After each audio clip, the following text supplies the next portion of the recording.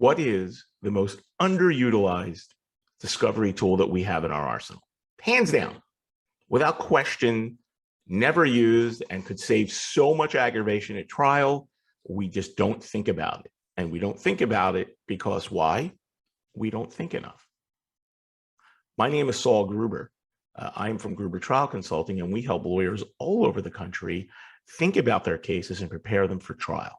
And that one discovery tool that people forget is even available, requests for admissions. It's such a perfect tool for a number of issues, yet we never, ever think about using it. And I think one of the problems and reasons why we don't think about it is because we're not thinking enough about our case. We're always worried about how we're going to get this into evidence. What will our argument be? What's next? What's next? And that's great. Don't get me wrong. We have to be thinking of that. But something else that we need to do is take a step back and just sit down without music, without television, without the phone, without the family, and say, what are we going to do in this case? What's important in this case? And a lot of times there's a document, there's a picture, and it's the entire case. And we may fight to get that case into evidence, but why aren't we to get that document into evidence rather? And why aren't we simply doing a request for admissions? Right? I mean, we know how to get something into evidence. Do a request for admission on each and every one of those steps. Same thing with a picture, same thing with a document, same thing with a prior statement.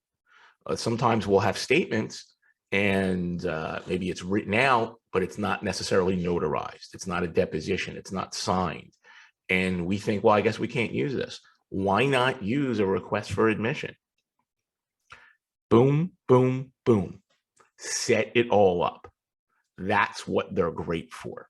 A lot of times we're arguing as to the status of a person. Are they a trespasser? Are they an invitee? Are they a licensee?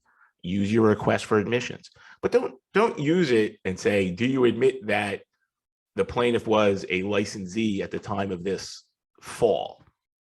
Right? Because that's more of a legal conclusion and they could just simply object to it and not answer it. But take the definition of what a licensee, what a business invitee is, and admit simply those portions of the definition. It's all lay, it's not legal, and you set it up that way.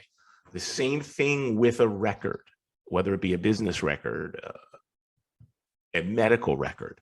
You don't just simply say, do you admit that this is a business record? You take the definition and you break it up into smaller requests for admissions. And you work on them and you have them so it's ones that they can't say are a legal conclusion, or they really have to admit, because if they deny and you now have to prove it, and it's easily proven, you're going to seek damages and sanctions from the court. So look at what you want to prove, break it down into much more simplistic terms, lay terms, and do requests for admissions. You'll thank me, and you will have a lot less aggravation at the time of trial.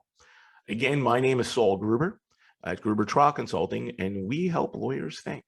If you have any problems, you have any questions, give us a call. We're here.